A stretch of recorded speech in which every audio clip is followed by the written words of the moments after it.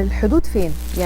يعني عرفي لي مهنه الصيدله. حضرتك قلتي درستي حاجات كتير جدا، بس امتى يقف دور الصيدلي ويدخل الدكتور الطبيب؟ هو يعني الصيدلي هو مش بياع ادويه بالاساس، هو اصلا هو حلقه وصل بين المريض وبين الطبيب. اهم دور عنده ان هو ياكد على سلامه استخدام الدواء وطريقه امنه وصحيحه فعلا للمريض، ويثقف المريض صحيا. وممكن تلاقيه في المستشفيات برضو بيصرف ادويه او بيراقب الجوده في المستشفى، تلاقيه في الصناعات الدوائيه، تلاقيه في الرقابه الدوائيه، تلاقيه كمان في البحث العلمي. يعني هو الصيدلي مسؤول عن ان هو ينتج او يختلق الدواء، او ان هو يطور الدواء القديم علشان يواكب الجراثيم اللي بتتطور. تمام. من حق الصيدلي ان هو طبعا يعني وهو بيصرف الدواء ان هو اذا في تعارض في الادويه، اذا في مشكله حساسيه مع المريض، اذا في اي حاجه، ان هو يغير الدواء او يطلب البديل، ولكن لازم يرجع للطبيب طبعا. نرجع للطبيب بقى.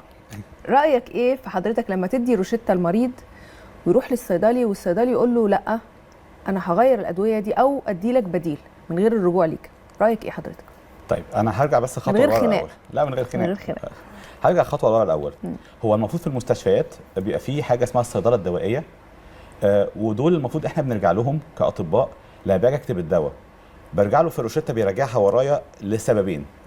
اول سبب اذا كان في تعارض بين الادويه وبعضها، تاني سبب الجرعه بتاعه الدواء محتاجه تعديل ولا لا، حسب وظائف الكلى مثلا، حسب سن المريض وهكذا.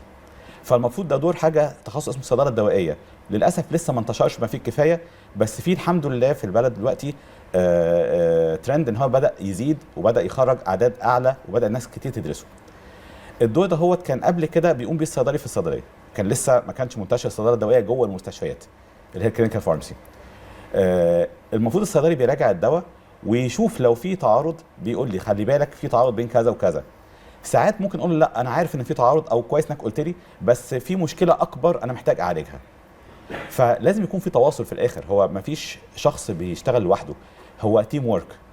الطبيب والصيدلي وباقي الطاقم الطبي كله، احنا كلنا تيم وورك المفروض. تمام.